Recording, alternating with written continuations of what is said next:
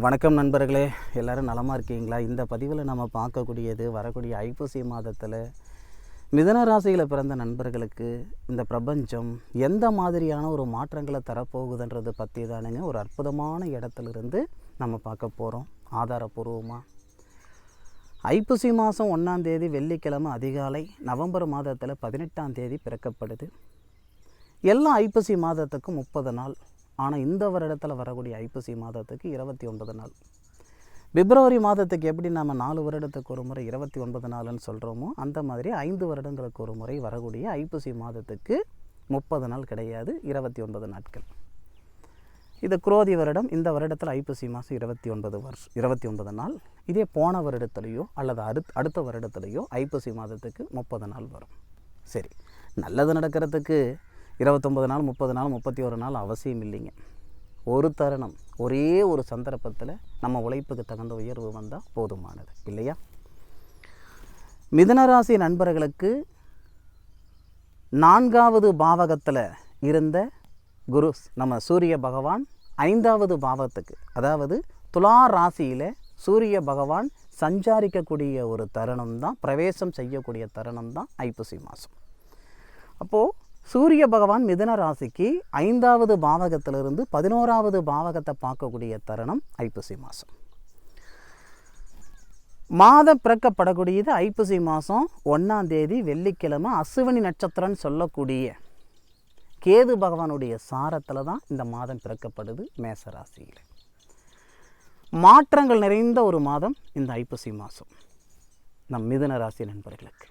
ஏன்னா ராசிக்கு 10வது பாவகத்துக்கு அதிபதினு சொல்லக்கூடிய குரு பகவான் வக்கரத்தில் வர்றது, ஐப்பசி மாதம் 29ஆம் தேதி சனி பகவான் வக்கர நிவர்த்தி அடைகிறது, ஐப்பசி மாதம் 3ஆம் தேதி லாபஸ்தானாதிபதினு சொல்லக்கூடிய செவ்வாய் தனஸ்தானத்துக்கு வர்றது, சுக்கிர பகவான் 5வது பாவகத்துக்கு அதிபதி சுக்கிர பகவான் 20ஆம் தேதி உங்களுடைய ராசிக்கு 7வது பாவகத்துக்கு போகிறது. இந்த மாதிரி பலவிதமான கிரக பயிற்சிகள், கிரக அமைப்புகள் ஐப்பசி மாதத்தில் நடக்க போகுது.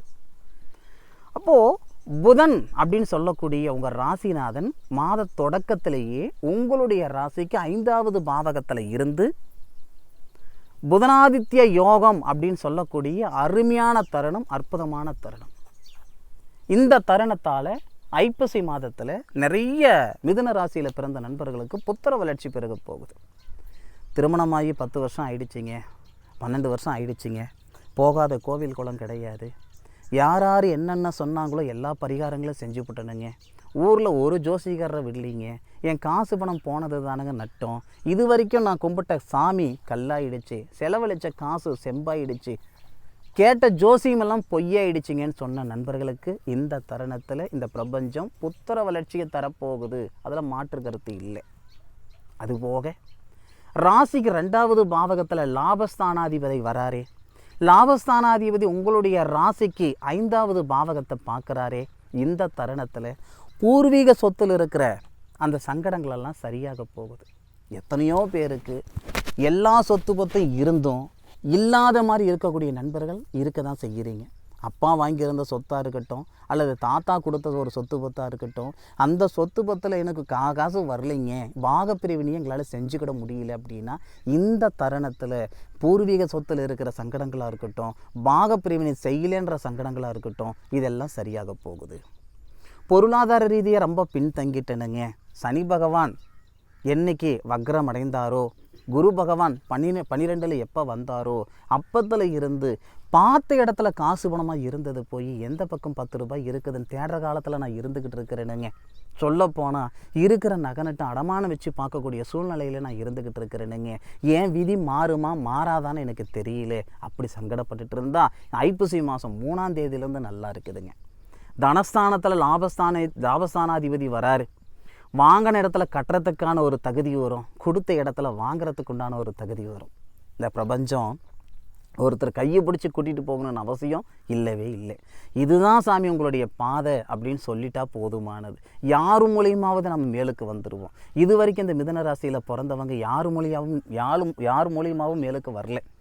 சொந்த பந்தமாக இருக்கட்டும், அண்ணன் தம்பியாக இருக்கட்டும், அக்கா தங்கச்சியாக இருக்கட்டும், ஏன் தாய் தந்தையால் கூட மேலுக்கு வந்திருக்க மாட்டாங்க. நீங்களாக கையை ஊனி கரணம் போட்டு மேலுக்கு தான் வந்திருப்பீங்க. இது வரைக்கும் நீங்கள் இழந்துட்டேன்னு சங்கடப்படுறீங்களா? உசுறு மட்டுமே இருக்குதுன்னு சங்கடப்படுறீங்களா? நீங்கள் சம்பாரிச்சதை தான் இழந்துருக்கிறீங்க.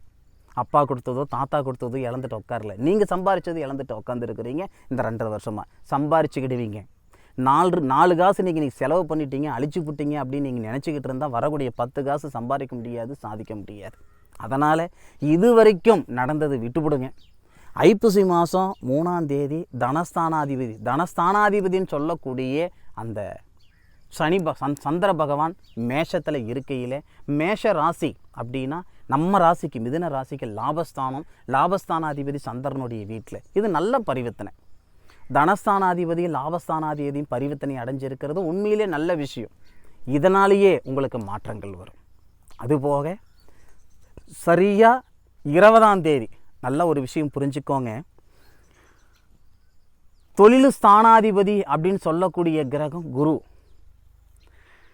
தனத்துக்கு அதிபதி அப்படின்னு சொல்லக்கூடிய கிரகம் சுக்கிர பகவான். தனகாரகன் அப்படின்னா நமக்கு குரு. தனகாரகனாகப்பட்ட குருவும் தனஸ்தானத்துக்கு அதிபதினு சொல்லக்கூடிய சுக்கிரனும் குருவும், அசுர குருவும் தேவ குருவும் ஒருத்தருக்கு ஒருத்தர் பார்த்துக்குவாங்க. 2 பேருமே மறைவு ஸ்தானத்தில் இருக்கிறது நமக்கு மகா நல்லது. பொதுவாகவே ஒரு கிரகம் வக்ரம் அடைகிறாருன்னா வக்ரம் அடைகிற கிரகம் 12வது பாவகம், 6வது பாவகம், 8வது பாவகத்தில் வக்ரம் அடித்தா ரொம்ப நல்லது. குரு இந்த மாதத்தில் வக்ர நிலையில் வரார். அக்டோபர் 9ஆம் தேதி வக்ர நிலையில் வந்துடுவார். ஆனால் உங்களுக்கு நான் பலன் சொல்கிறது எப்போது? அக்டோபர் 18ஆம் தேதி தான் மாதம் பிறக்கப்படுது, ஐப்பசி மாதம் பிறக்கப்படுது. அப்போது வக்ரமடைந்த கிரகம் குருவை சுக்கிர பகவான் 12வது பாவகத்துக்கு பார்ப்பார். திடீர் அதிர்ஷ்டம் வரும். ஏதாவது ஒரு வகையில் நம்ம கொடுத்த பணம் வந்து சேர்றதுக்கு வாய்ப்புகள் இருக்குது. மன அழுத்தம் நீங்கிறதுக்கு உண்டான வாய்ப்பு இருக்குது. தொழிலில் ஒரு இம்ப்ரூவ்மெண்ட் அடைகிறதுக்கு வாய்ப்பு இருக்குது. ஏன் வெளிநாடு சார்ந்த வேலைகள் வந்து சேர்றதுக்கு வாய்ப்பு இருக்குது. வெளிநாடு போகிறதுக்கான வாய்ப்புகள் ஏற்படும். ஏதாவது ஒரு வகையில் இந்த பிரபஞ்சம் நல்லது செஞ்சுட்டு போகிறதுக்கான ஒரு தருணம் இந்த ஐப்பசி மாதத்தில் இருக்குது. இது ஐப்பசி மாதம் 1ஆம் தேதியிலிருந்து ஐப்பசி மாதம் 20ஆம் தேதி வரைக்கும் நீங்கள் பார்த்துக்கிடலாம். சம்பாதிக்கணுன்ற ஆசையை விட சாதிக்கணுன்ற ஆசை தானே நிறைய பேருக்கு இருக்குது. சாதிக்கணும் அப்படின்னா தன்னுடைய செய்யக்கூடிய தொழிலில் சாதிச்சா தானே உண்டு. அப்போது தொழில் இம்ப்ரூவ்மெண்ட். ஏன்னா சனி பகவான் அப்படின்றவர் இந்த மாதம் கடைசியில் மாதம் முடிவில் ஐப்பசி மாதம் 29ஆம் தேதி வக்ரத்துக்கு வருவார். சாமி அவருக்கு வக்ர நிவர்த்தி அடைகிறார். சனி பகவான் வக்ரத்தை நிவர்த்தி அடைகிறார். வக்ரம் நிவர்த்தி அடையக்கூடிய சனி பகவான் உங்கள் ராசிக்கு 11வது பாவகன் சொல்லக்கூடிய லாபஸ்தானத்தை பார்ப்பார். சார் லாபஸ்தானத்தை சனி பகவான் பார்க்குறது அதிசயமா சார் அப்படின்னா அதிசயம் தானுங்க. எப்படி அதிசயம்னா, மிதுன ராசி நண்பர்களுக்கு, மிதுன ராசியில் பிறந்த ஆணும் பெண்ணுக்கும் 11வது பாவகத்துக்கு அதிபதி யாருன்னா செவ்வாய். சனி பகவான் செவ்வாவுடைய வீட்டை பார்க்கக்கூடிய தருணத்தில் செவ்வாய் சனி பகவானுடைய நட்சத்திரம்னு சொல்லக்கூடிய பூச நட்சத்திரத்தில் மிதுன ராசிக்கு 2வது பாவகத்திலிருந்து 8வது பார்வையாக சனி பகவானை பார்க்குறார். அப்போ எப்பேற்பட்ட ஒரு பரிவர்த்தனை. லாபஸ்தானாதிபதிக்கு சனி நட்சத்திரம் கொடுத்துருப்பாரு, லாபஸ்தானாதிபதி வீட்டை பார்க்குறாரு, லாபஸ்தானாதிபதி சனியை பார்க்குறாரு. இதனால தான் நீங்கள் உயரத்துக்குண்டான நேரமும் சாதிக்கிறதுக்குண்டான நேரமும் இந்த பிரபஞ்சம் தரப்போகுதுன்ற ஒரு விஷயம் புரிஞ்சுக்கோங்க. நமக்கு நல்ல நேர காலங்கள் வருதா வரலையான்னு தெரியாமலேயே பல பேருடைய வளர்ச்சி ஸ்பாயில் ஆகிடுது. இந்த நேரத்தில் நம்ம ஓடணும். ஒரு ஓட்டப்பந்தயம் மைதானத்தில் வைக்கிறாங்க அப்படின்னா சாயந்தரம் 6 மணிக்கு ஓட்டப்பந்தயம்னா நம்ம காலையில் 6 மணிலேருந்து நம்ம ஓடிக்கிட்டே இருந்தோம்னா ஓட வேண்டிய நேரத்தில் ஓட முடியாதுங்க. நமக்கான ஒரு கிரவுண்டு எப்போ எந்த நேரத்துக்கு அமையுது, நமக்கான ஒரு இடம் என்னன்றது தெரிஞ்சுக்கிறது தான் ஜோதிடம். நம்ம மனசால் பார்க்குற தொழிலெல்லாம் செய்யணும்னு ஆசை வரும். நினச்ச நேரத்தில் நினச்ச செயல் செய்யணுன்ற எண்ணம் வரும். இதில் ஆச்சரியம் ஒன்றும் கிடையாது. ஆனால் நம்ம தலையெழுத்து என்ன, எந்த நேரத்தில் தொடங்கணும், என்ன தொழிலை தொடங்கணும், அதில் நம்ம பார்த்துக்கணும். ஐப்பசி மாதத்தில் 20ஆம் தேதிக்கு மேற்கொண்டு ஒரு மாற்றம் வருது. 20ஆம் தேதிக்குள்ளாரவே ஒரு சில மாற்றங்கள் ஒரு சில நண்பர்களுக்கு ஏற்பட்டுடும். எல்லாருக்கும் ஒரே நேரத்தில் நல்லது பண்ணாது பாருங்க. ஒரு பிரசவத்தில் 2 குழந்தைங்க பிறக்கிறாங்க. தோற்றம், எண்ணம், புத்தி, செயல், சிந்தனை எல்லாருக்கும் ஒரே மாதிரி இருந்தாலும் தனித்தனி செயல் தான். இவர் இன்ஜினியரிங் படிப்பார், இன்னொருத்தர் மருத்துவர் படிப்பார். இவர் 25 வயசில் ஒரு பொண்ணை கூட்டிகிட்டு வந்து கல்யாணம் பண்ணுவார். இன்னொருத்தர் 32 வயசு வரைக்கும் பொண்ணு கிடைக்காம சிரமப்படுவார். இதெல்லாம் நம்ம பார்த்துருக்கோம் இல்லை? ஒரு ராசியில் பிறந்தவங்க, ஒரு நட்சத்திரத்தில் பிறந்தவங்க, ஒரே நேரத்தில் பிறந்தவங்களுடைய வாழ்க்கையே வெவ்வேறாக இருக்கும்போது ஒரு ராசியில் பிறந்த மிதுன ராசி நண்பர்களுக்கு எல்லாமே ஒரே மாதிரியான பலன் வரும்னு கனவுளோட நினைக்காதீங்க. ஒவ்வொருத்தருக்கும் ஒவ்வொரு தருணத்தில் தான் இந்த பிரபஞ்சம் சாதகமான ஒரு பலனை கொடுக்கும். இந்த மிதுன ராசியில் பிறந்த ஆணுக்கும் சரி பெண்ணுக்கும் சரி வர ஐப்பசி மாதம் அற்புதமான மாதம், அதை புரிஞ்சுக்கோங்க. சூரிய பகவான் 3வது பாவகத்துக்கு அதிபதி. ஒவ்வொரு மாதத்திலேயும் நடக்கக்கூடிய ஒரு நிகழ்வுகள் என்னன்னா, சூரிய பகவான் 5வது பாவகத்தில் நீச்சம் பெற்று, தகரியஸ்தானாதிபதி நீச்சம் பெற்று, லாபஸ்தானத்தில் சூரிய பகவான் உச்சமடைவார். நீச்சத்திலிருந்து உச்சத்தை பார்க்கக்கூடிய ஒரு தருணம். நீங்கள் நல்லா யோசனை பண்ணி பார்த்தீங்கன்னா,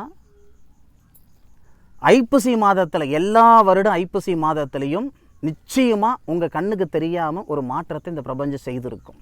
வாகனம் வாங்கினதாக இருக்கட்டும், இடம் வாங்கினதாக இருக்கட்டும், கல்யாணம் உங்களுக்கு செட்டானதாக இருக்கட்டும், ஏதோ ஒரு வகையில் இந்த பிரபஞ்சம் இந்த ஐப்பசி மாதத்தில் மட்டும் இந்த மிதுன ராசியில் பிறந்த நண்பர்களுக்கு ஒரு மாற்றம் கொடுக்காம போகாது. நீங்கள் நல்லா யோசனை பண்ணி பாருங்கள். அந்த மாதிரி வர்ற ஐப்பசி மாதம் மிதுன ராசி நண்பர்களுக்கு மிகப்பெரிய ஒரு மாற்றத்தை கொடுக்கக்கூடிய ஒரு தருணம் பார்த்துக்கோங்க. புதன் உங்களுக்கு எத்தனை நாளைக்கு 12 நாளுக்கு புதனாதித்ய யோகமாக இருப்பார். ஐப்பசி மாதம் 1ஆம் தேதியிலிருந்து ஐப்பசி மாதம் 12ஆம் தேதி வரை உங்களுக்கு புதனாதித்ய யோகம் இருக்குது, விருச்சிகத்தில் புதன் போகிற வரைக்கும். அப்போ அந்த தருணமும் நல்லா இருக்குது. புதன் அப்படின்றவர் மிதுன ராசிக்கு அதிபதி. 5வது பாவகம் புத்திரஸ்தானம் பூர்வீக ஸ்தானத்தில் இருந்து உங்களுடைய ராசிக்கு லாபஸ்தானத்தை பார்க்கக்கூடிய தருணமும் சிறப்பாக இருக்கும். எது எப்படி இருந்தாலும், யார் எங்கே இருந்தால் என்ன, யாரை பார்த்தா என்ன, இதெல்லாம் ஒரு புறம் விடுங்க. இது நல்லதா கெட்டதா, சாதகமாக இருக்குமா பாதகமாக இருக்குமா? இது வரைக்கும் பாதகம், இதுக்கு மேற்கொண்டு பாதகம் வரத்துக்கு ஒன்றுமே இல்லை. ஏன் கண்ணுக்கு தெரிஞ்சு மிதுன ராசியில் பிறந்தவங்க எத்தனையோ பேர் ஒரு 2-2.5 வருடத்தில் இருந்து சிரமப்பட்டுட்டு இருக்கிறது கண்குளார தெரியுது. இதுக்கு மேற்கொண்டு போனோம்னா நம்ம உசுறு தான் போகணும். அந்த ஒன்று இருக்குது, அதை வச்சு எவ்வளவோ நம்ம சாதிச்சுக்கிடலாம். சரியா இந்த மிதுனராசி நண்பர்களுக்கு இந்த பலன் சொல்லக்கூடிய தருணத்தில் வேப்ப மரத்துக்கடியில் இருந்து அருமையான ஒரு திருத்தலத்திலிருந்து இந்த பலன் சொல்கிறேன். இந்த பலன் சொல்கிறதுக்கு நல்ல ஒரு சகுனமாக காகம் சனீஸ்வரர் வலதுபுறத்திலிருந்து எனக்கு வலதுபுறத்தில் இருந்து குரல் கொடுக்குது. இது உங்களுக்கான நேரம். சரியான முறையில் பயன்படுத்துங்க. 100% அடுத்த இடத்துக்கு அழகாக வந்துடுவீங்க. சரியா? ஒரு விஷயம் புரிஞ்சுக்கோங்க. நாம் ஒரு இடத்துல உட்காந்து பேசிக்கிட்டு இருக்கிறோம், அந்த இடத்துல ஒரு காகம் இருந்தால் பறந்து போகிறது தான் நம்ம பார்த்துருக்கோம். நான் இவ்வளோ சத்தம் போட்டு நான் பேசிகிட்டு இருக்கேன், எனக்கு அப்படியே மறுகுரல் கொடுக்குற மாதிரி எனக்கு வலதுபுறத்தில் அந்த காகமும் குரல் கொடுத்துக்கிட்டு இருக்கு. இது நல்ல சகனமாக நினச்சிக்கிட்டு அடுத்த கட்டத்துக்கு போகிறதுக்கு முயற்சி பண்ணுங்க. நிச்சயமாக நம்ம வாழ்க்கை நம்ம கையில் தானுங்க. இன்றைக்கி நாம் போடக்கூடிய உழைப்பு தான் எதிர்காலத்தில் நம்மளை தொழிலதிபராக்கும். சரியா? நாம் ஒருத்தர்கிட்ட வேலை செய்யலை, அது அப்பாற்பட்ட விஷயம். ஒருத்தருக்கு வேலை கொடுக்குற மாதிரி ஒரு சூழ்நிலைக்கு வரலான்னு நினைக்கக்கூடிய மிதுனராசி நண்பர்களுக்கு இந்த ஐப்பசி மாதம் உண்மையிலேயே உகந்த ஒரு மாதம், அதில் மாற்று கருத்து இல்லை. சரி நண்பர்களே, இந்த பதிவு மிதுனராசி நண்பர்களுக்கு பயனுள்ள ஒரு பதிவாக இருக்கும் அப்படின்னு நான் மனசார நம்புறேனுங்க. மீண்டும் அடுத்த ஒரு அற்புதமான தருணத்தில் உங்கள் அனைவரையும் சந்திக்கும் வரை உங்களிடமிருந்து விடைபெறுவது உங்கள் வீட்டு ஜோதிட நண்பனான காளிதாஸ் மணிகண்டன். திருச்சிற்றம்பலம். வாழ்க வையகம், வாழ்க வளமுடன்.